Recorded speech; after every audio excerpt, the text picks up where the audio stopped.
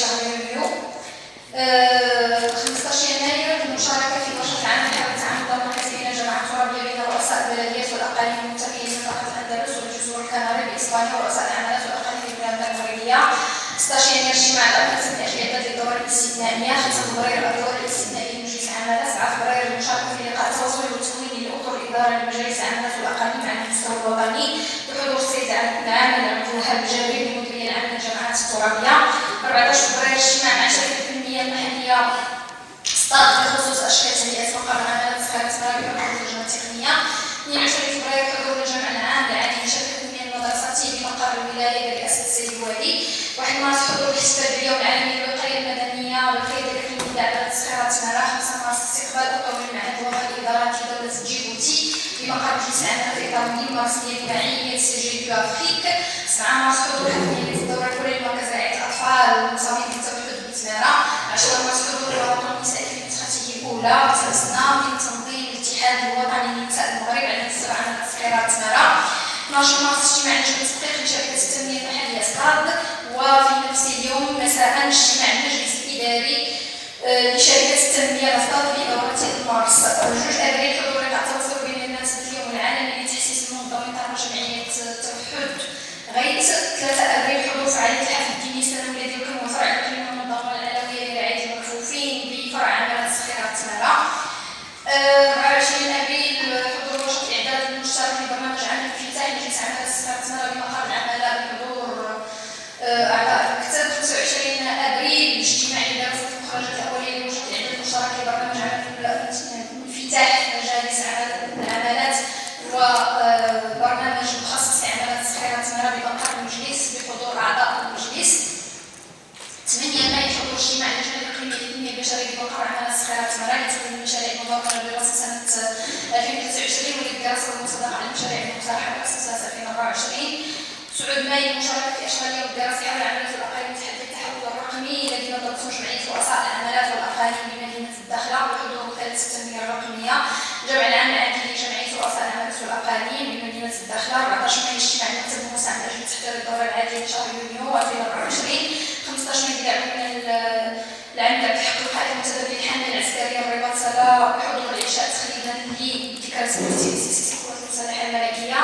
16 مايو كذلك حضور الاحتفال بمناسبة تأسيس المديرية العامة للأمن الوطني بعمالة الصغيرة تمارا بدعم المراقب العام للمنطقة الإقليمية للصغيرة تمارا. 18 مايو حضور اجتماع بمقر عمالة الصغيرة تمارا الخاص بتخليد ذكرى 19 من المبادرة الوطنية للتنمية البشرية وبالتالي حفل اليتيم بدار الأطفال بتمارا بدعمها من رئاسة الجمعية. 3 يونيو حضور اجتماع لجنة التتبع لتنفيذ اتفاقية شراكة الأجهزة الاستعمارية العادلة لمعالجة صرف المساحات الخضراء على مستوى جماعات الرباط صلاة والنكرة برئاسة السيد الوالي. 4 يونيو حضور لقاء تحسيسي بملحقة وزارة الداخلية حول الافتحاص الداخلي ومواكبة 40 مجلس عمالة وإقليم على المستوى الوطني. إن هذا كان ملخص عن أنشطة رئاسة المجلس وتمثيلها وتنظيمها مقرر في النظام الداخلي وفي القانون الوطني. الآن نمر إلى ملخص الدورة الماضية يوم الثلاثاء 21 مايو 2024 عقد مجلس عمالة الصغيرة تمارا دورته الاستثنائية يوم الثلاثاء 21 مايو 2024 بمقر العمالة تحت رئاسة السيدة اعتماد الزاهدي رئيسة مجلس العمالة وبحضور السيد حسين إيغال كاتب العام للعمالة. وقد خصص جدول الأعمال لدراسة النقط التالية. النقطة الأولى إعادة الدراسة والمصادقة على مشروع ملحق رقم 1 لاتفاقية شراكة تتعلق بإعادة استعمال المياه العادمة المعالجة في سقي المساحات الخضراء بجماعة الرياض سالات تمارا الهروره والصقيرات. النقطة الثانية الدراسة والتصويت على مشروع ميزانية عمالة الصغيرة تمارا لرسم السنة المالية 2024. النقطة الثالثة الدراسة والتصويت على إحداث حساب النفقات من المخصصات مخصص لضمان الأوراش عامة صغرى وكبرى مؤقتة. النقطة الرابعة الدراسة والتصويت على مشروع اتفاقية شراكة بين مجلس عمالة الصغيرة تمارا وولاية جهة الرباط صلاة مطرة ومجلس جهة الرباط صلاة مطرة تتعلق بوضع وسائل اللوجستيكية رغم إشراك الجهة في إطار تقديم خدمات عمومية. النقطة الخامسة الدراسة والتصويت على مشروع اتفاقية إطار بين مجلس عمالة الصغيرة تمارا والجامعة الملكية المغربية لكرة القدم. بخصوص النقطة الأولى في جدول الأعمال المتعلقة بإعادة الدراسة والمصادقة على مشروع ملحق رقم 1 اتفاقية شراكة تتعلق بإعادة استعمال المياه العادمة المعالجة في سقي المساحات المساحة الخضراء بجميع تقريبات سابق من تمارة الهروة والصخيرات فقد صادق عليه السادة الأعضاء بالإجماع. أما بالنسبة للنقط الأربعة المتبقية بجدول الأعمال فقد تم التصويت عليها بالإجماع من أجل تأجيلها للدورة اللاحقة وهي دورة يونيو 2024. وفي الأخير تم رفع بقية الولاء والإخلاص للسدة العالية بالله صاحب الجلالة الملك محمد السادس مصره.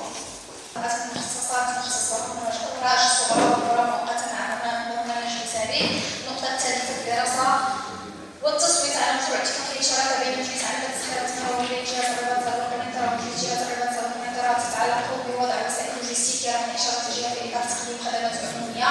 النقطة الرابعة الدراسة والتصويت على مشروع اتفاقية إطار بين مجلس عمل التسخيرات المروية والجامعة الملكية الغربية لكرة القدم.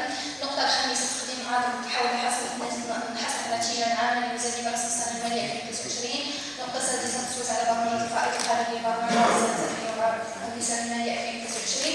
النقطة السابعة دراسة التصويت على مشروع ملحق اتفاقية الاشتراك المنتدب على أشغال تهيئة السلك مع جماعة عين من طرف شركة التنمية المحلية الصخيرة التمارين للتنمية والتهيئة. النقطة الثامنة الدراسة والتصويت على إلغاء ملحق اتفاقية الاشتراك المنتدب على أشغال تهيئة السلك مع جماعة عين من طرف شركة التنمية المحلية الصخيرة التمارين للتنمية والتهيئة.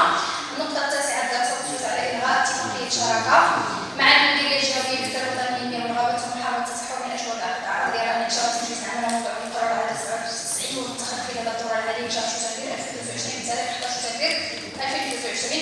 النقطة العاشرة والأخيرة وهي الدراسة والتصويت على مشروع اتفاقية شراكة بين مجلس عمل الصخيرة التمارة والمديرية الجهوية لأملاك الدولة لجهة الرباط والكمنترا من أجل تسويس وضعية القطاع الأرضي المتعلقة بمشروع إنجاز مركب إقليمي لفهم تطوير بعمل الصخيرة التمارة.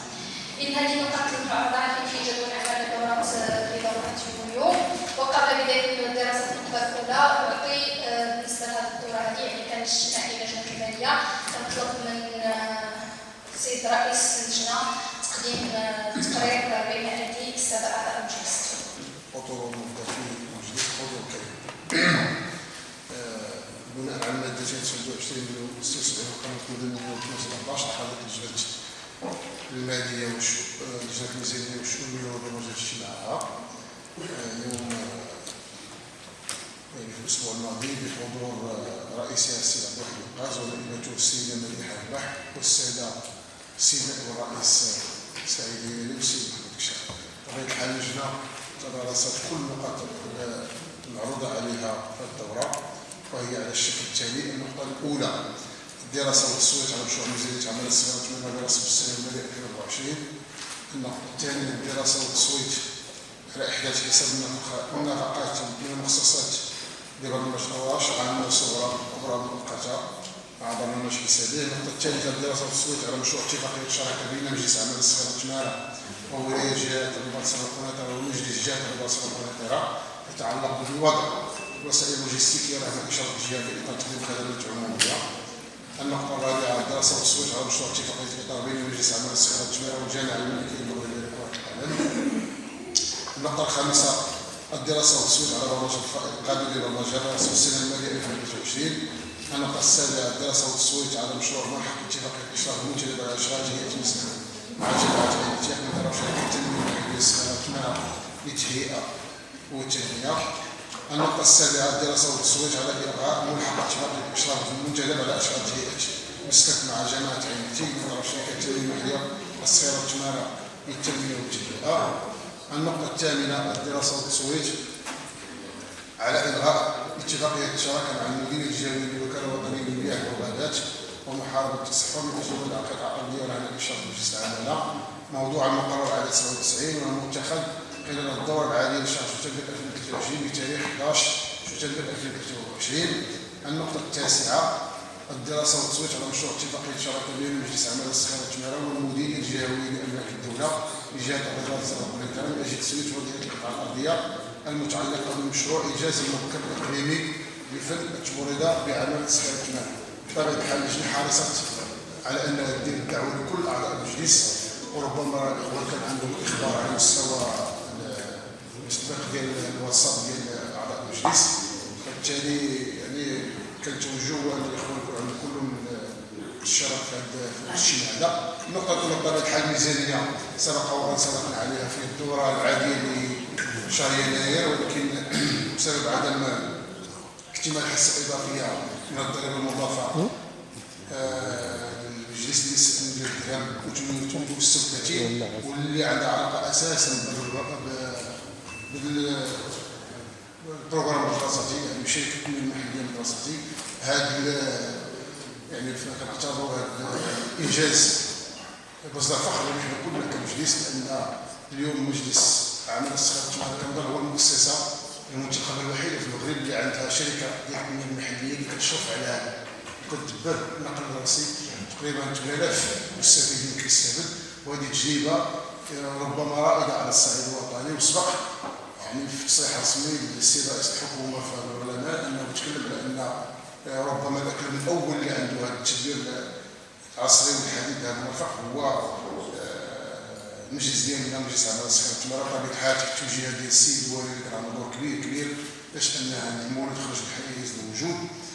كنا في المجلس في الدوره السابقه اقترحنا تجديد هذه النقطه حتى يكون الاعتماد الكافي لهذه النقطه هذه، والحمد لله في الاجتماع الاخير تبين لنا بانه توصل المجلس بالاعتماد المخصص للدفعات شركه التنميه المحليه المدرساتي هي 5 مليون ديال الدرهم و76000 عوض 3 مليون و823 ألف. بالتالي ما بقاش عندنا مشكل على مستوى استدامه هذا المرفق اللي كنعتبروه اساسي يدخل في الاختصاصات الذاتيه ديال المجلس. لذلك فاللجنه صوتت على هذه النقطه بالاجماع، واوصت بان هذه الاعتمادات المخصصه لمدرستي خصها تكون في النفقات الاساسيه ولا في الميزانيه الاصليه ديال المجلس باش نحافظوا على الاستدامه الماليه لهذه المؤسسه هذه وهذه الخدمه اللي كيستافد منها تقريبا 8000 تلميذه وتلميذ على صعيد الاكل. النقطه الثانيه كنعتقدوا حنا يعني نقطه مصدريه اجرائيه هي النفقات من المخصصات والمشروعات، يعني هذوك الدفعات اللي كتعطى الجمعيات في اطار المشروعات، هذا غير اجراء تكليف ومحاسباتي توصل المجلس هو وسيط بينه وبين الجمعيات، فبالتالي صوتنا بالموافقه على هذه النقطه. المساله الثالثه حتى هي بالنسبه لنا كانت مهمه، اخذت حيزا مهما من النقاش، اللي هي تخصيص 7 شاحنات مجمده يعني دي فريغول لصالح الشركه الجهويه اللي كتدبر مجازر البقرادل. التوصيه اللي وصلت اللجنه هو ان الاقليم خص يكون هذه الشاحنات تكون عندها الشغل اساسا على مستوى الاقليم والجامعه ديال الاقليم العشره، وبالتالي ضمان السلامه الصحيه والجوده الاستهلاك لهذا النوع من اللحوم. فكنتمنوا ان رئاسه المجلس والمكتب المسير انه يحرص على هذه النقطه في المتابعه ديالها مع الشركاء اللي هي الجهه واللي هو الولايه والشركه المدبره لهذا المرفق. النقطه الرابعه اللي هي نقطه دأب المجلس انه في اطار الدعم للقطاع الرياضي انه كيعقد اتفاقيه الشراكه ما بين المجلس والجامعه الملكيه لتطوير كره القدم من اجل النهوض الرياضي ومن اجل تشجيع ممارسه الرياضه على مستوى الاقليم. بطبيعه الحال اليوم السنوات الماضيه كان كيستافدوا غير الفرق الذكوري اللي كتمارس في المستويات المختلفه. هذا المجلس كان عنده الصف انه اضاف كره القدم النسائيه لهذا الدعم هذا، بالتالي صوت المجلس على هذه النقطه بايجاد مع توصيه اللي حرص عليها الاخ الهلالي ان الفرق اللي عندها الصيغه القانونيه اللي كتلعب على مستوى الاوساط الجهويه خصها نوع من الاهتمام. فبالتالي المقترح هو انه ربما يكون شي اجتماع ما بين الاخوان السي حماد اللي هو المشرف على اللجنه الرياضيه والسي سعيد الهلالي ونكون معاه حتى انا ولا المهم يكون باش نشوفوا الصيغه كيفاش غنحاول بامكان نعاونوا هذه الاوساط الجهويه بطريقه على الاقل في الوحدات اللوجستيكيه والتجهيزات الرياضيه. فبالتالي هذه النقطه صوتنا عليها بالاجماع. النقطه الرابعه اللي حتى هي كنعتبروها مهمه جدا داخله في التوجه الجديد ديال المجلس، لان كنعرفوا الاختصاصات الذاتيه ديال المجلس اللي هو النقل المدرسي ومحاربه الهشاشه والمساكن الطرقيه. هذا مساله محاربه الهشاشه كنعتقدوا ان هذه النقطه كتدخل فيها، حيث ان المجلس داخل واحد التصور جديد ديال عقد واحد التعاون اطار او اتفاق مع المبادره الوطنيه البشريه ومؤسس محمد الخامس التضامن من اجل اقامه مجموعه من المراكز المندمجه لفائده الشباب والنساء من اجل التمكين الاقتصادي والثقافي لهذه الفئه هذه، من الاقليم ديالنا اليوم كيعرف واحد النقله مهمه على مستوى البنيه التحتيه وعلى مستوى الرهان ديال الدوله، يعني باش يكون عنده واحد الاقلاع واحد النمو تنموي، والبعد الانساني كنظن عنده الاهميه ديالو، لا من حرص ديال صاحب الجلاله نسال الله على هذا الموضوع، ولا من حرص على الحكومه باش انه تكون يعني البنيه التحتيه لفائده الشباب ولفائده النساء. هذا النوع من المؤسسات كنظن الاقليم والجامعات خصوصا الصغرى محتاجه هذا النوع من الفضاءات. كنتمنى ان المكتب المسير والرئاسه انهم يخرجوا هذه الاتفاقيه الحيز الموجود، وان شاء الله من هنا قبل ما السيريمونيه ديالنا يكون واحد 2 مراكز ولا 3 يخرجوا الحيز الموجود، ويكون المجلس عنده الشرف انه ساهم ولو مساهمه بسيطه اللي هي 7 مليون درهم كل سنه نقدر نساهموا بها. ان شاء الله غيكون هذا الشيء اضافه نوعيه، بالاضافه الى توفير 2 مليون درهم اخرى اضافيه لفائده المسالك الطرقيه اللي يمكن نعتبروها حتى هي اختصاص ذاتي واختصاص المجلس. فبالتالي صوتنا على هذه النقطه، يعني بعد مناقشه عميقه صوتنا على هذا الاجماع. اما النقط البقيه اللي هي عندها علاقه بتهيئه المسالك وباقي الاتفاقيات، فباش ما نقولوش الاخوان كلها تم دراستها وتم التصويت عليها بالاجماع، وبالتالي فكل النقاط صوتت عليها اللجنه بالاجماع وشكرا.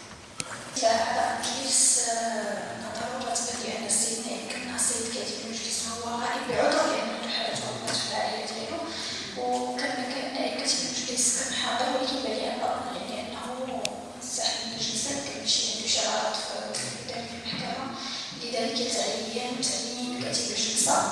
كنقترح على سبع أعضاء المجلس أصغر عضو مع كاتبة الجلسة الأستاذة كوثر مليح.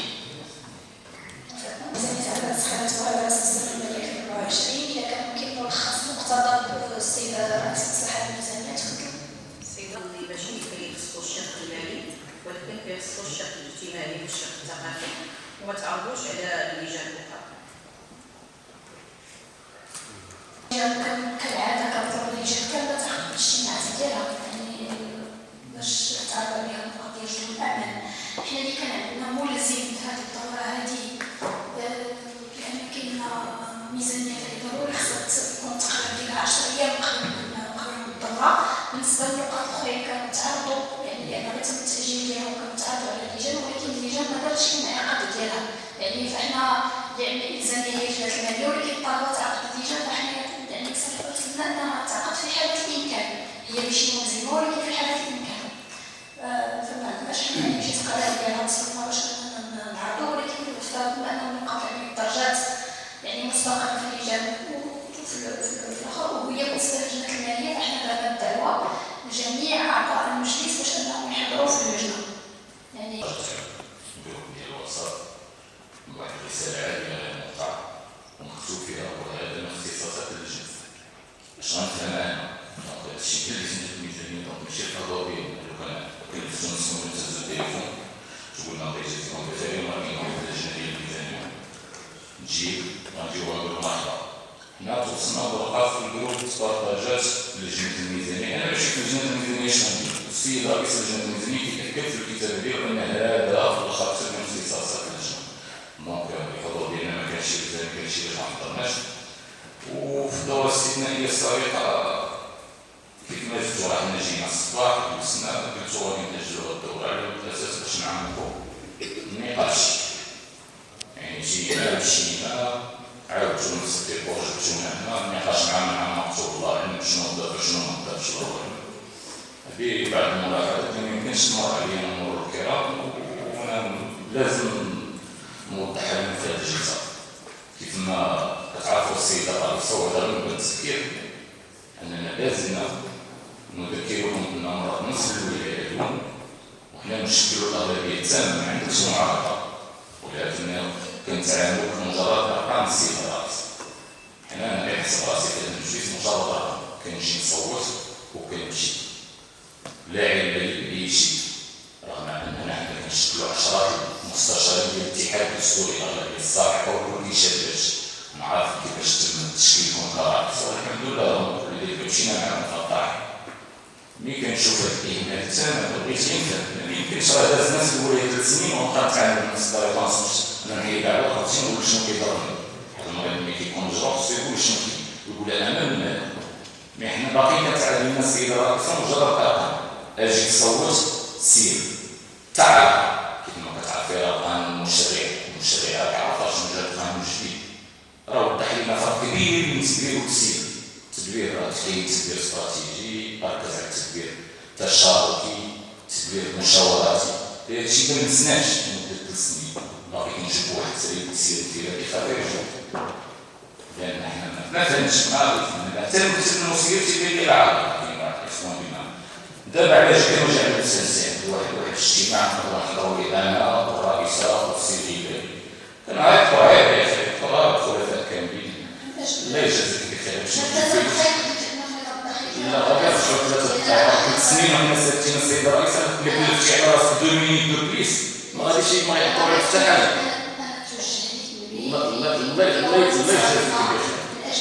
الله يجازيك بخير السيده الرئيسه كنختار التوقيت وكنحترم النقاشات المجرد الملاحظه راه ما يمكنش راه الناس ساكتين باش نجي نهضر انا في 3 دقائق علاش هاد اللي دازت اليوم والمح قبل كنت كنلمح على اساس انكم تحركوا تفكروا فينا تقولوا راه حنا كاينين ولكن راه من العيب والعار مفضلين بهذه الطريقه انا لا يشاركوني ما نقدرش على نفسي لكن انا خاطر النصيحه ديالكم جوج واش نقدموا لينا لان انا عندي تضرر الا غادي نجي ندوز نبقى نتصور ونمشي راسا بالطاقه مي انا خصني نكون في المجلس انا 3 سنين باقي مجلس عام ما تطلعليش ما عمرش شي مع الموظفين ديال المجلس العام وسمح لي شرط لهذا الشيء كله الا بغيت شي حاجه دقيقه ولا كنجي انا كنطمع عليك والحمد لله ما كندوش شي حاجه اللي هي كبيره ولا كثيره لا كنطلبوا شي حاجه خفيفه حنا بغينا نعرفوا واش الواقع شاكينا في السير وفي التدبير وهذا الشيء كبير يا شباب راه في السيطره رجعوا باش ما نطولوش عليها رجعوا للميزان الله يجازيك بخير ندخلوا للنقاش اللي كاين في المداخله راك تخليتيها 3 دقائق و 47 ثانيه صافي ما نصوتوش لا ماشي صوت ايوا دابا ما بيعرفش كي صبرتي حنا دابا حنا بقينا نعرفوا نطبقوه في دقائق في النظام الداخلي حنا تنطيو في هادشي ديال 3 دقائق وجوج مي الله يجازيك بخير اليوم من حقك تسمعيني لا ودابا الا طلبت اذنكم الله يجازيك والله الا طلبت الاذن ديالكم تكون ممكن تسمحي لينا 2 مينيت دو بليس ما غاداش تدار شي حاجه ربما جبتينا الدوره وبسنا دقيقه ومشينا خلينا شغلنا وجينا ما كاداش انا غير هنا بعض الملاحظات على الميزانيه انا ما مشيتش لشي 3 النقاط ولا 4 اللي باقي انا نتفاهمها غير نفهمها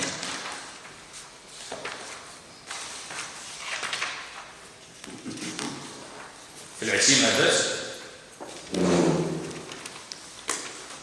هنا باقي كنشوفوا واحد الكراءات ديال الحفلات واحد 200 درهم ل 10 مليون ربما في الدوره السابقه حنا دوزنا المارشي اللي فيه 400 وكثر ما عرفتش باش شريتو العتاد وما شريتو هادشي المهم كاينه فلوسو دازا المارشي ديالي وباقي حنا حاطين 10 مليون باش نكديو دو بلوس هادي هي من باب التوضيح خصني نفهمها 300 مليون 30 مليون ديال التحف باش نشريو لي كادو حتى هي جات لنا بزاف 50 مليون مصاريف الاقامه واستقبال الاطعام السنه في السيده الرئيس 50 مليون القاب بين 50 شنو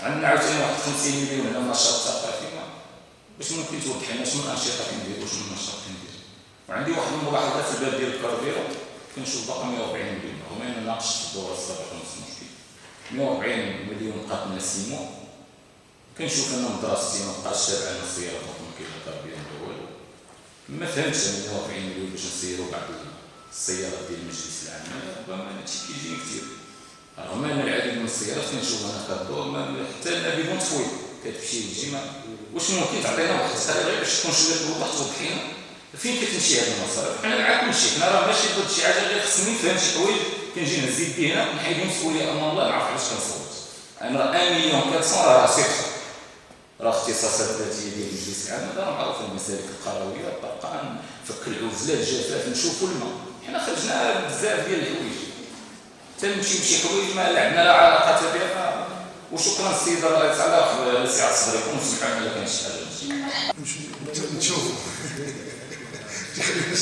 السعر الواحد خلي السيده الرئيس هذا عطل عليهم هو الشيء لا السي اعتراف لكن اعتقد انا ما تجاوبنيش انا ندخل في الدور خلي السيده الرئيسه تجاوب لو كان شي شرح نخرجوا واش غادي ينزل هنا خلي السيده الرئيسه تجاوب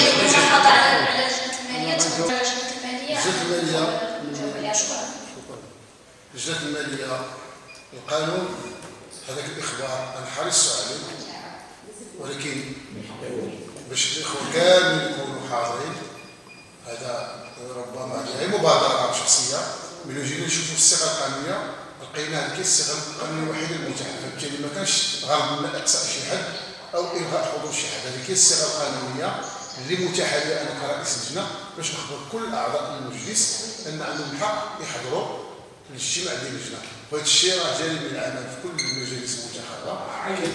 أنا ما أذكر، المهم أنا غير كنوضح النقطة، فبالتالي ربما الحالة السابقة أول مرة شي لجنة غادي دير الإخبار باش تستدعي كاع الإخوان، ربما وغتكون إن شاء الله تقريبا، هذا الشيء اللي كاين. شكرا. النقاط يعني غادي عاوتاني اجينا الجلسه شنو غادي نديروا فيها، يعني كيبقى دائما هناك بعض الامور اللي هي مؤسسه للعمل التشاركي ديال المؤسسات المنتخبه واللي كيحددها القانون، فضروري من اننا خصنا عاوتاني نخليو لها القيمه ديالها ونحترمها ونعطيوها يعني كل واحد الدور ديالها حنا كنحافظوا.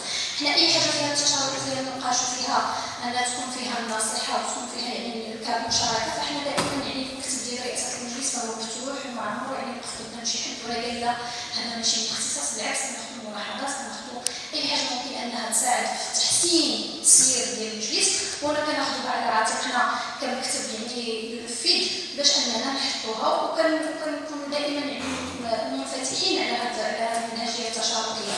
بالنسبه يعني للاجتماعات فانا حتى من بعد من انه كان بعض البرامج اللي كانت يعني متصله، انا طلبت ان يكون اعضاء المجلس كاملين حاضرين فيها، وغير مؤخرا يعني طلبت انهم يجيو في المكتب.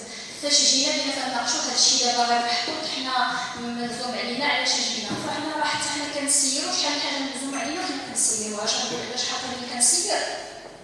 فيعني بعض الامور خصنا دائما نبقاو عندنا كنخدموا في الكونتكست ديالها وكنخدموا في الواقع ديالها في الاكراهات ديال الواقع ديالها، فهذا الشيء راه كنحاولوا ما امكن اننا نتاقلموا معاه وكنسيروا في اطار اننا حنا دائما المشرع جابنا حنا لهنا كمجلس سواء كرئاسه ولا كمكتب ولا كاعضاء في اطار التشارك مع يعني المجتمع المدني مع الاطفال اللي كنحاولوا ما امكن اننا نيسروا الامور ونيسروا التدبير ديالها.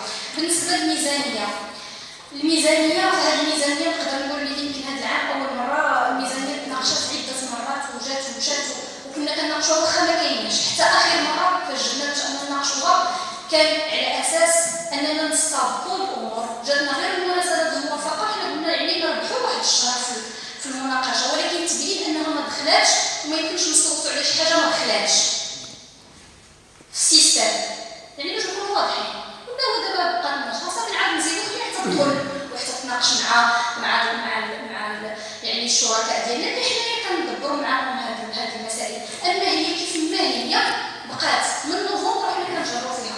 بالنسبه للثقافه ديالها وبالنسبه لي روبريك فراها عامين، وغير في الجلسه ديال نوفمبر الميزانيه اللي دوزنا في نوفمبر هذه القاعه كتشهد على انها عتباتني اننا ما درناش الثقافه لمده عامين وما درناش الغداء ولا ما درناش حضور، قلنا غنعاود نشرحوا وشرحت بالتفصيل علاش عامين ما كانت كدير وكتضحك. وشنو قلت حنا الاشكال هو في الصرف ماشي في البرمجه، اما البرمجه ما برمجتها غدا غتبقى لي بحال دابا اللي وقفنا على مركبات ديال الشباب باش اننا نديروهم مع مؤسسه محمد الخامس للتضامن واننا نخلقوا واحد الديناميه اقتصاديه ويكونوا الشباب يوقفوا يخدموا، وقالوا لنا غنحتاج واحد المشروع كيفاش وكيفاش، راه طاحوا عندنا فلوس وزيناهم وراه حطيناهم، احتاجنا للكيس حنا لقينا باش نديروا 5 مليون كيس وحنا حطيناهم في الفائض. فاحنا الاشكال انا كنقول ما عنديش مشكل انني نحطها في لاغوبريك صرفتها مزيان بقات لي راني كندير بها مشروع تنموي وراه دابا بقى لي في الفائض وراني كنعاود المره الثانيه كنبرمج الكيس في الاقليم. كاينين بعض الاقاليم اللي ما بداوش ودايرين مشاريع لانها غتكون مهمه للشباب وفيها برامج للشباب، فانا الا غتحاسبوني حاسبوني على الصرف ماشي على اش حطيت، انا كنحط بناء على بريفيزيون داكشي اللي كنعمل هذا العوامات راه ما زدت عليه ونقصت، داكشي اللي لقيتو خليتو. دابا انا اللي كنحاول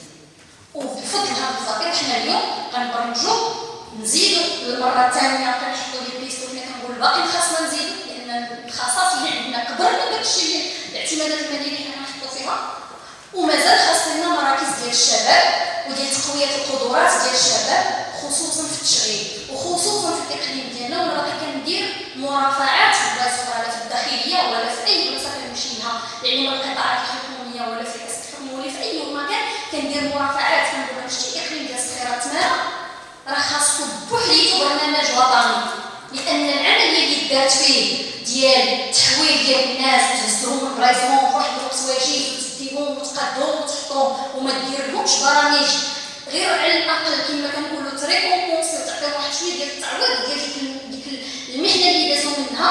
فعلا حنا قدينا ندينا، ولكن خاصنا نشوفوا اتجاههم. لذلك فهاد الاعتمادات فهي غير كافيه باش اننا نخليوها واننا نديروها في برامج اخرى باش نحاولوا ما امكن نحلوا الاشكالات الاجتماعيه الحقيقيه اللي كيعانيو منها الساكنه ديال عمارات الصخيره تماره. اذا هذا هو اللي كان. الرئيسه كتركزي على الشباب بزاف وهذه مساله راها مزيانه ماشي خايبه، ولكن انا جايه في الطريق فكرت في واحد الحاجه اللي حنايا زعما ما كنردوش ليها البال في الاقليم ديالنا، وهي الاطفال. راه باش يكون عندنا شباب متزنين وشباب في المستوى راه خاصنا نراعيوهم نهتموا بهم هما اطفال. واش متفقين معايا الساده الاعضاء بان الاقليم ديالنا ما فيهش فضاءات للاطفال؟ انا كنبغي نلعب ولدي خصني نمشي نخلص عليه 80 درهم في الرياض سكوير ولا في شي بلاصه، الوغ كو ملي كنمشيو لبرا في كل 300 متر كنلقاو فضاء صغيور ديال الاطفال. فشكرا السيده الرئيسه اللي درتي واحد المجهود وفكرتي لنا في هذه الفئه من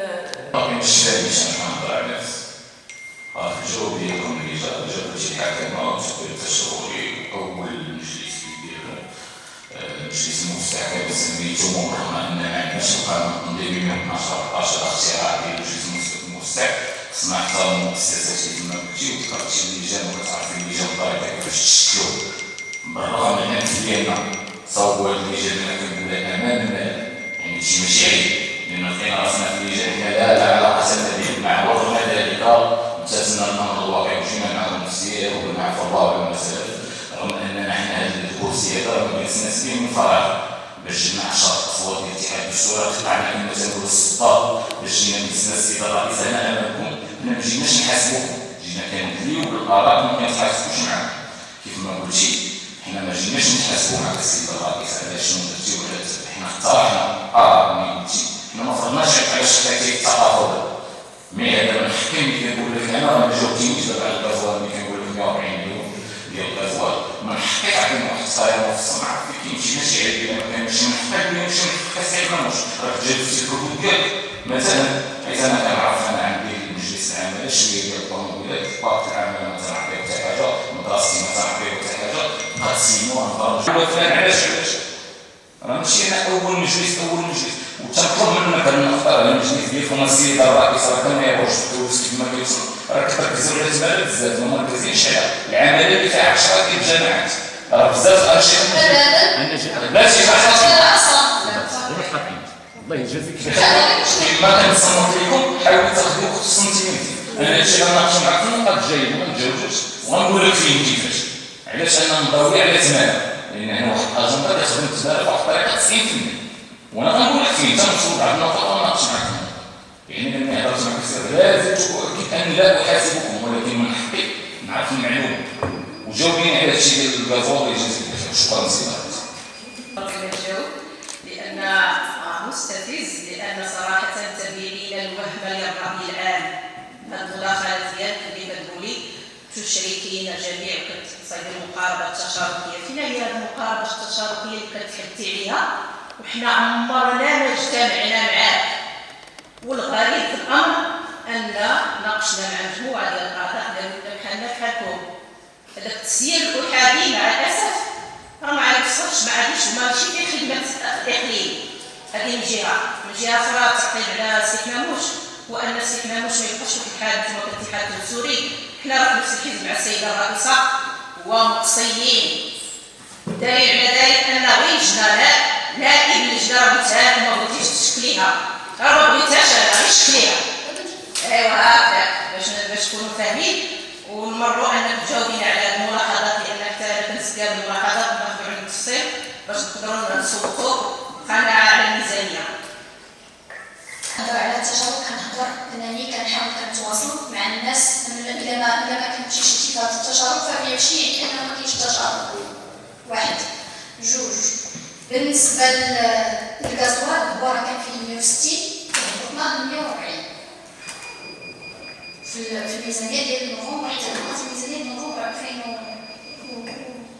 اللي دوزنا في نوفمبر 23 هبطنا 140 على اساس كنبقاو دائما على الاحتمالات لان اضطرينا للعمل قبل منه ما بغيناش نعاود نهبطوا 120 لان درنا تعديل ميزانيه لان كانت مع لا وصف ديال الدخل درنا تعديل ميزانيه وكنا ما نديروش هاد الخدمه اللهم يشفنا فيه ولا نعاودو نديرو تعديل ميزانيه نزيدو فيه وخليناه 140. انا ملي كنخدم مسكري وراه كيهضر على العام كامل وحنا كيفير ديال سيمولي داز ماشي غير سيمولي جايين يعني في اطار التدبير والفيت ديال الماليه. وبالنسبه يعني المجلس ديال العماله فهو عنده بعض الاختلافات على يعني بالنسبه للجامعه يعني حتى باش يعني لازم الاختصاصات ديالو ديال الغاز ولا السيده راه قلت لكم يعني يتم مصرفه ماشي انا نسمع 20 ما تقليش منها شي شيء الله يجازيك بخير. راه انا تنجاوب على ما جاوبتينيش قلتيني ناقص 160 من 140 تقول الان مجلس العمل ما عندوش انا تندير ولا ما كندير بغيت انا غير لي ديتاي ما عطيتينيش دابا كتجي ورجعتي غنقص حتى جاوبيني ما طلبش واش ما نعرف انا واش الا ماشي ما عرفتي هنا كنحس السؤال كنعصب ماشي ناقص 160 140 يعني يتم مصرفه.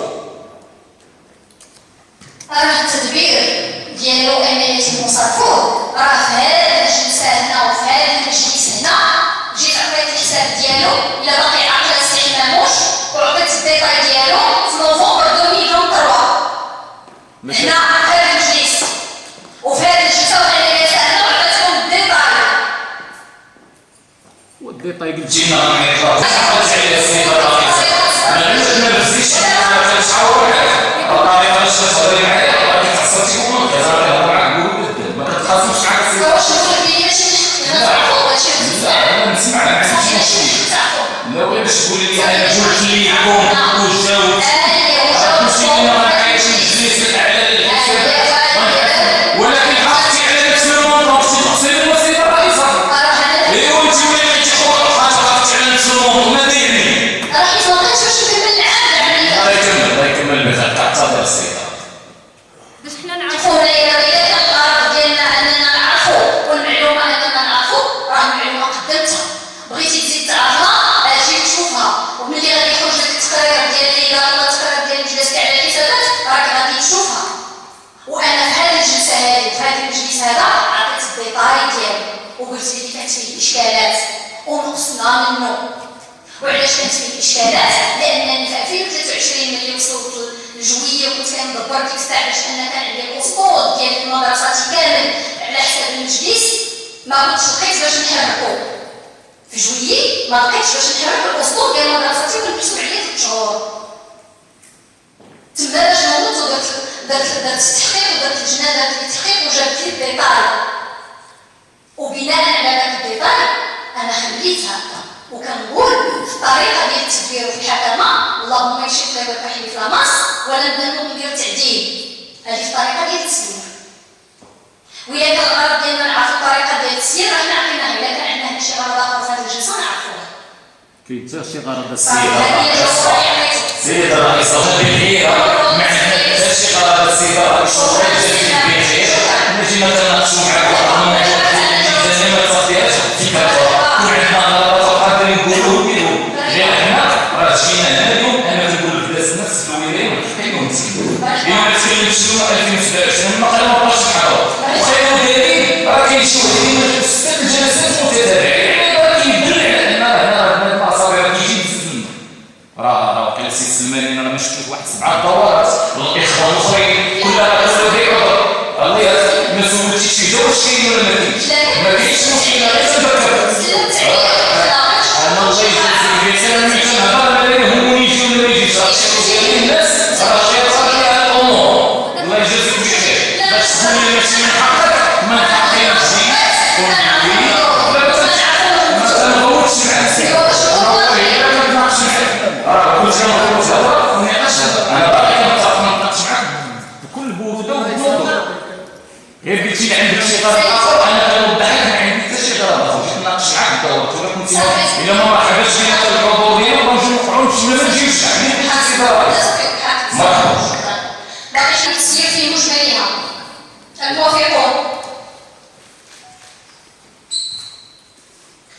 بالإجماع الممتنعون لا أحد. وخلوني نوري المشروع. معارضون لا أحد. ممتنعون لا أحد. التصويت على اللون 50. الموافق. المعارضون لا أحد. الممتنعون لا أحد. المعارضون بالإجماع. الممتنعون لا أحد. المعارضون لا أحد. بالإجماع.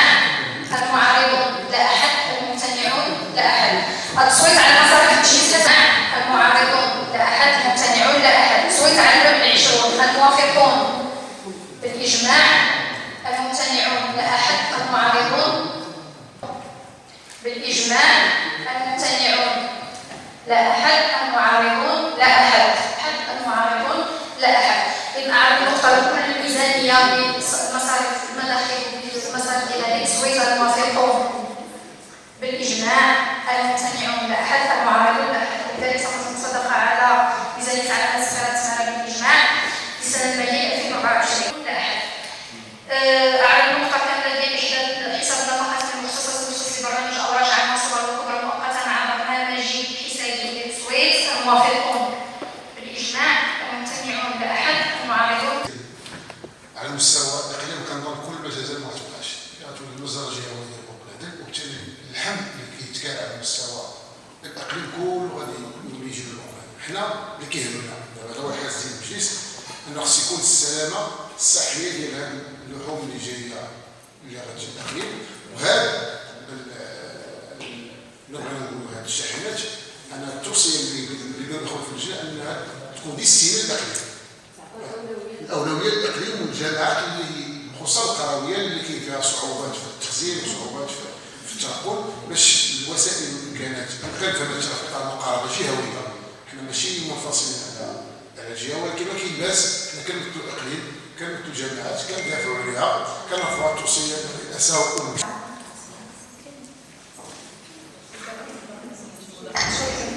هو رمز الإشارة، سنوضعون رمز الإشارة. كيف ما كتعرفوا سيتان ديال كيسولي دغات أو الوضع. عندنا عيتد العمل بها لمدة 5 سنوات قابلة للتجديد تلقائيا.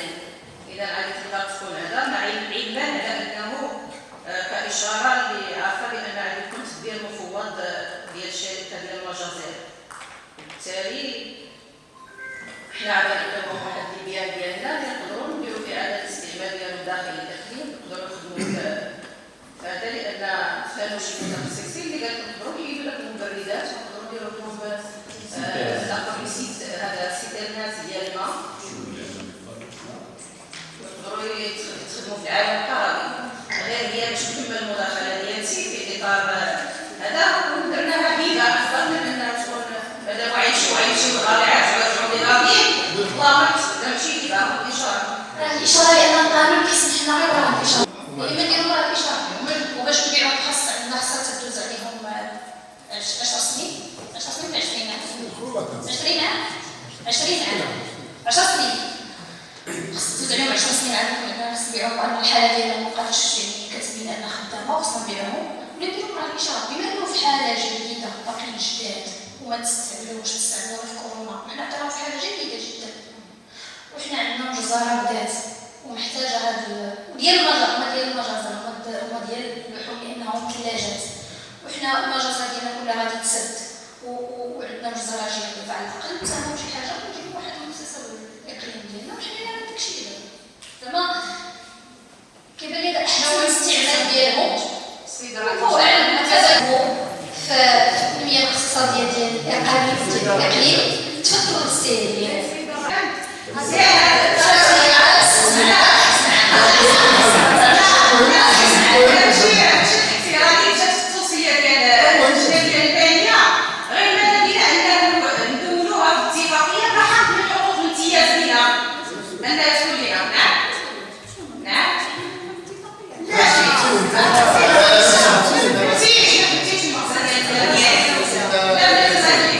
حيت التوصيه ديال اللجنه الماليه قالت على انها تعطى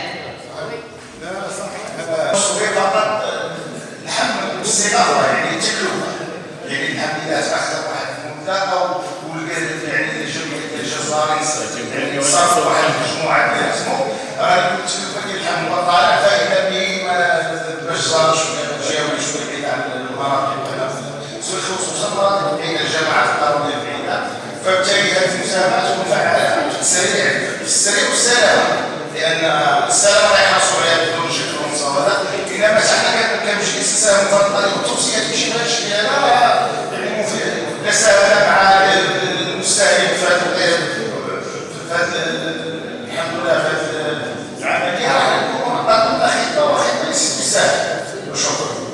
بالنسبه للتوصيه من موضوع الشاحنه تاع البشره راه كاينه شركه ديال النقل اللحومي اللي كتكلف وكيعديو الكيلو راه ما يمكنش تدخل تقول لي راه ديال امتياز العمل في التماره ولا مدينه التماره هما كاينين شركات عندهم ديزاغريمون نقل اللحوم الا كنعطيو لهم راه ما يمكنش تقول لي التوصيات ديال التماره ولا شي ملي كتوجد اللحوم راه كيفرقوا مع الاكلين وكيديو الكيلو بحال غيجيبوا التماره يخلص واحد الثمن وغيدير هو الثمن ما كاينش راه يكونش امتياز يعني غنعطيو البراءه نعطيو براءه شرا ما تكونش التوصيه راه شكرا سيدي رئيس. القضيه اللي يطرح عليها الاخوان كما قلنا السيد الواحد والسي ربما حيد الفكر ديالي وسي سعيد اللي طالب لنا نقص التكلفه هذا ما يمكنش لان الشركه ديال اللحوم عندنا بدا هذا المارشي ديالو تبارك الله ديالهم هذا داروا جزاره واحده يعني نفكروا في الامور كامله وعندنا حنا تعالى وحنا غنكونوا اضافيين وما نستافدوا حتى شي حاجه باش نكونوا صغير انا كيف لازم نقول واش عطينا 10 دقائق صالح بكري ولا حتى غادي تنقسم التكلفه ما نبيعوش الوالدين الى الله لا هذه مسائل راه 10 كانوا الجدد ما غنتسناوش يمشيو لاكاس راه كان بامكاننا راه نكون شونجي السيده الرئيسه ديال الفريكو عيطوا دابا معنا نديرو ديسيتان باقا الناس كتوصلهم لنا حنا اختصاصات ديالي نجلس والله الا باقا الناس كيمشيو ديسيتان ما بقاو يشربوا نتسالوا مع بعض العمالات مع بعض الجماعات اليوم باقي فينا سير ديال الضوء نقدروا نبدلوا واحد 3 ولا 4 مشاوير غادي تعطينا افاده اقليميه الا شديت انا واحد 5 كيلو وتبدلت لهم درت ديسيتان وصيفط وسط نعين عرفتي تجي تبقى باقي كنصيفطوا نفسي هذه كنت غتحسب ويبقاو شي واحد يشربوا وكانوا متابعين وغتستافدوا وغادي يرجعوا لواحد الاشعاع راه باش تنقول لك راه خاصنا من الاشتراك ونهضروا شي حاجه اللي غتفيدنا حنا كمجلس عام صغير مع 10 جماعات انا نعطي الحال كاينه شركه ديال اللحوم اللي كتجيب اللحم ما غنقص لي الثمن ما تزيد غنعطيها 150 كما قالت الاستاذه وغادي لي سوليدار يعني غيتهرسوا غيبقاو لينا شنو البحث ما فيها باس انا غيتهرسوا ندير لي سيتان نخصصوا لهم شويه الفلوس وتستافد الاقليم شي فرقنا المال ديال ناصر وغتكون هذا غير من باب سميتو ماشي راه حنا غنساهموا كاع 10 كامل الزباله في المجدال وما وشنو الاستفاده؟ لا شيء حنا ماشي شركه ديال اللحوم عندنا حتى علاقه المارشي قاد بشغل الجزار ما غيمشي الثمن واخا تعطيتها 300 كامل الثمن عارفين كيفاش كيتقيم في الاسواق دونك خصنا حنا اختصاصات ذاتيه كارطاج المجلس القروي الله يجازيكم بخير فك العزله الماء الصغير الشرب كاين الجفاف 10 كلمات عيطوا سيدي هذا الراي ديالو شكرا السيد حيت من باب الاصل ما ناخذوش الامور خاصتوها ولكن هذه مسؤوليه السيد الرئيس له 7 كلمات اقرائيه اوروزمون جاو الكوفيد حفظنا الله سال الكوفيد نستافدوا في حاجه اللي غادي تفيد الاقليم ماشي نعطيهم اللحم اش غنستافد وشكرا السيد الرئيس. الاشخاص من اجل اننا يعني نطبقوا امور اجتماعيه وامور كتخص يعني بعض الخصائص اللي كنعرفوا في الاقليم خصوصا الماء بالنسبه للسيتات يعني راه ديجا ناقشنا 3 ديال السيتات فقط يعني الامور ديال تعطى الميزانيه وبعض الامور التقنيه اللي معطله للسيتات قالوا هما هذه القضيه ديال يكون عندك كاميونات جابوا واحد الحاجه ونجيو نبدلوا حاجه حنا يعني في النقاش مزيان ولكن راه نيفو في الواقع سهل السيد الرئيس البروسيدور ماشي شي حاجه اللي كنبروسيدور 20 عام فينا هما سيتات فينا هما الكاميونات راهم كيبقاو حتى كدوز عليهم هما واقفين مشاو المقررات ديال المجلس وحمايه تامه ماشي غادي يحاسبونا حنا كنوجهوهم للصالح العام السيد الرئيس حنا دابا هذا كيبقى الطريقه اللي ما عرفناش كيفاش غادي تمشي وكيفاش اننا ممكن كاميو في الثلاجه وتربطو كيعطي الماء يعني راه التقنيات ما دايزاش علاش؟ دابا حنايا كنا دايما لان الكامل اللي كاين السيتر عنده خصوصيات، عنده طريقه كيفاش كيكون. سيدي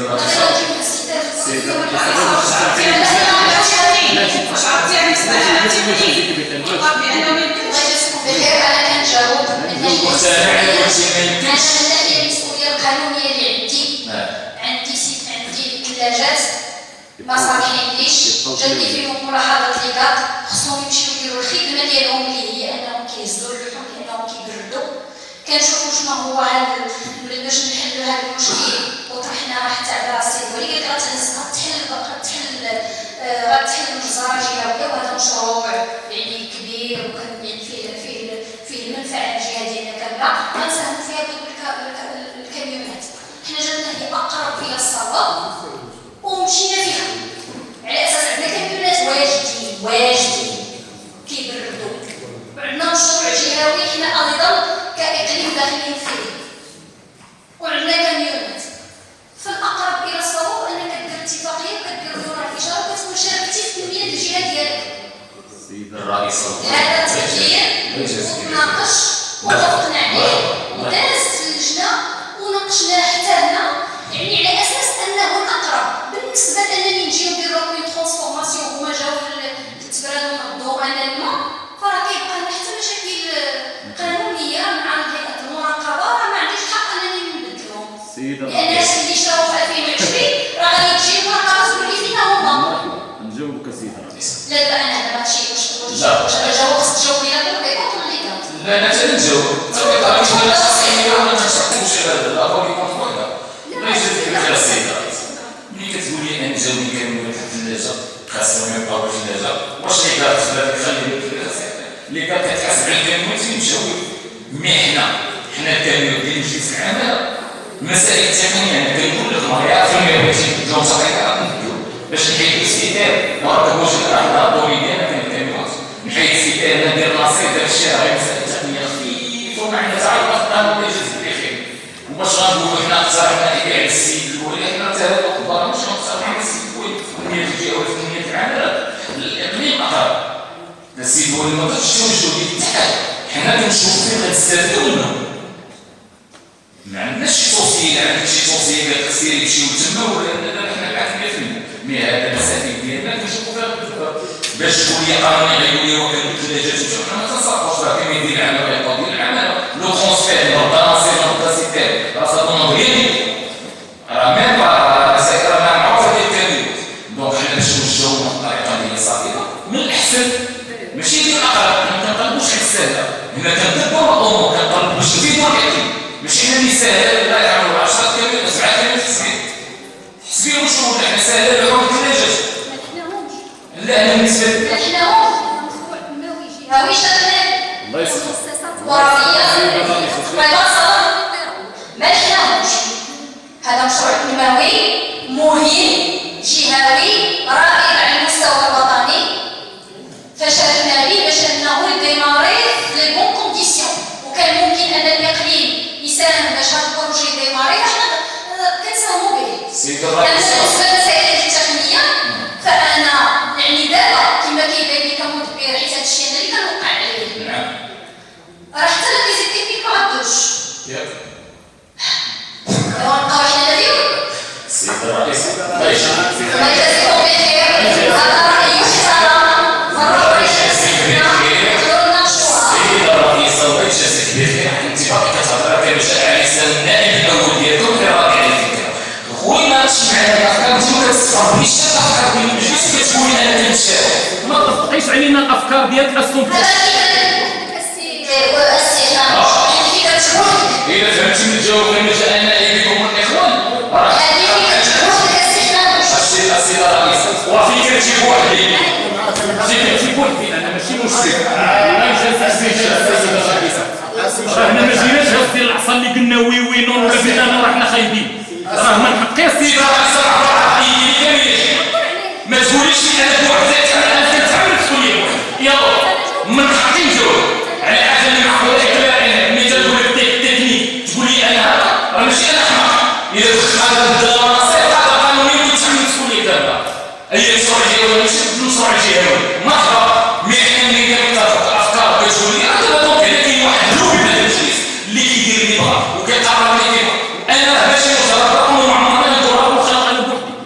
السيده الرئيسه. راه اذا راه الاولى واللي صالحه الاولى وخير ديالي ناقصك عن المليون صوت معاك راني غادي في التوجه صحيح ما تاخذهاش عندي اليموميه انت. ولكن الانسان اللي كيدوي راه وقيلا راه خايب. لا انا اليوم نقول الخطا ديالك لو كان يكون با غنقول لي شنو كاين. وشكرا السيده الرئيسه.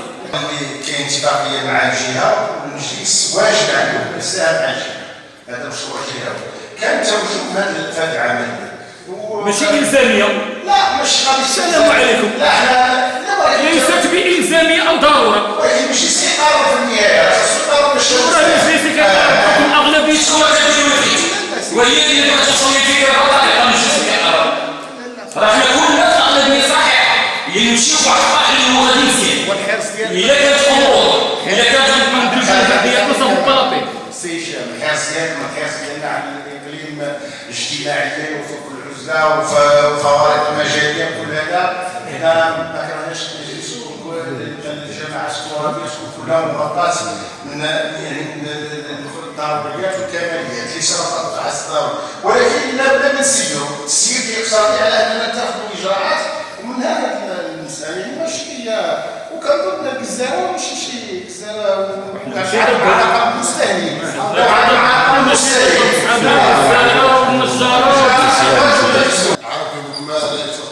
ما لا يترك كله لا يترك جله.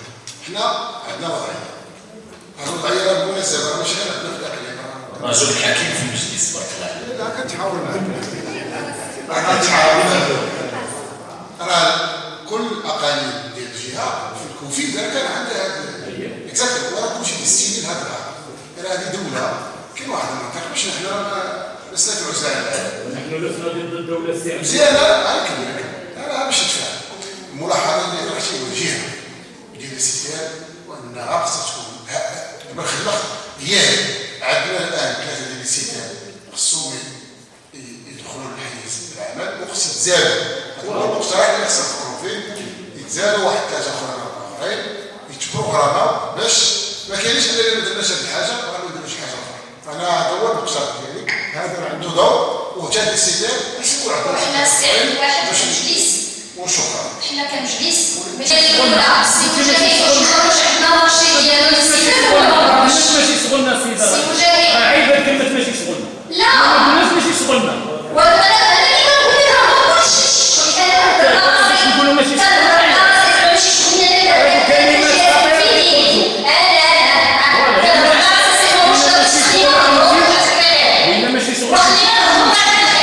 مرحبا. ما تغوتيش السيده. ما كنغوتش. ما كنغوتش. راني الميكرو غيسمع صوتك بحال صوتك. لا شتي مرحبا دابا مرحبا. صافي نحيدو باش ما الميكرو. يضركش حلقه. مزيان ما كيضرنيش حقا. يلا. والله يجازيكم بخير.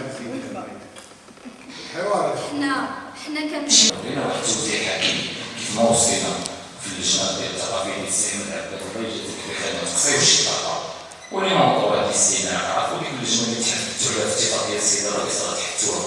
حتى واحد اللجنه اللي تواكب هذه الامور ديالنا وتمشي على خير وبخير ولا يسخر. حنايا بغينا نطلعوا واحد الصور كما كيروج علينا حنا دابا كيعيطونا الناس في الكواليس ما بغيناش ناخذوها التهم. حيت واقع واحد النقاش بين الفروق بين بعاد وشي شغله ولا يهمنا. حنا نمثل العماله ككل وما كنتحيز ولا وداد ولا اتحاد ولا تضامن ولا حاجه. فكيف ما نقصت واحد الصحه وتسد السيده الرئيسه دارت وقعت هادشي راه حنا ما عجبناش حاجه. لان السيده الرئيسه ماشي رئيسه الدوله باش تمثل واحد المجلس ديال العمل اللي حنا اعضاء تابعين. فالله يجازيك بخير. هاد النقاط ركزوا عليهم وشكرا. الاخوان والاخوات الاعضاء المجلس الموقر. انا فقط سيدي الرئيس عندي واحد التدخل بسيط بالنسبه للدعم المالي الواضح اللي تيساهم صراحه بواحد الشكل كبير يعني في انقاذ الفروق اللي كتمثل عمليات الصخيره التماره.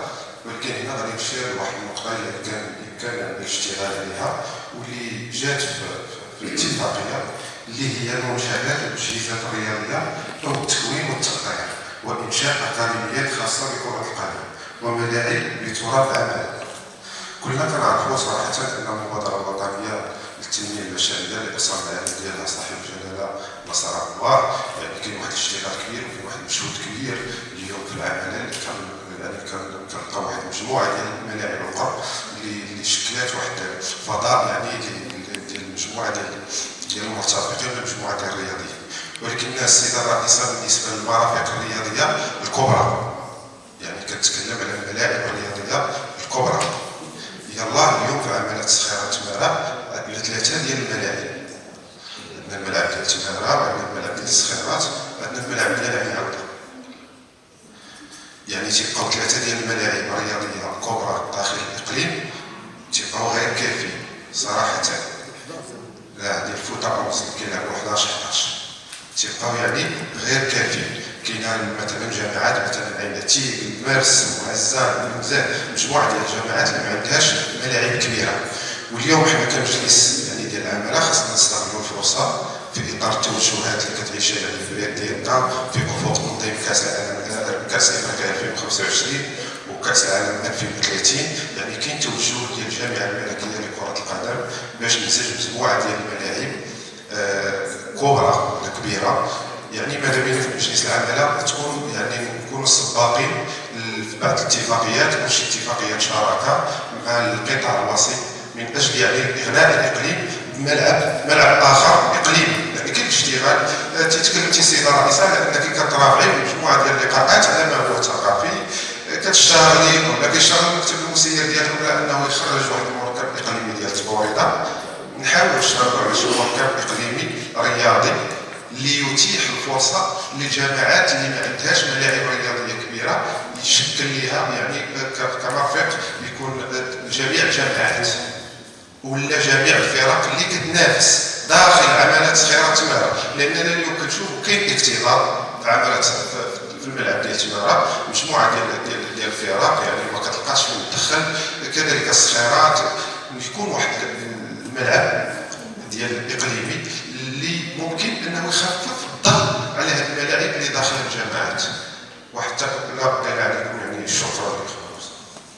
هي شفنا وزاره الشباب، وزاره الرياضه اللي هي وزاره التعليم، وزاره الجامعه الملكيه لكره القدم، والمجلس يعني في مرافعه جيده هذا الامر. كنظن غادي يكون لا يكون ايجاب مع الصفصافه تبع اتفاق العمليه لاننا نكونوا على كاس العالم، وخاصه حنا كنجلس نبادروا في اطار التوجهات الملكيه اننا نكونوا حكاينا سباقين يعني المجالس والسباقه لان نتفاعل ونتقدم مع الموضوع. وشكرا السيده الرئيس.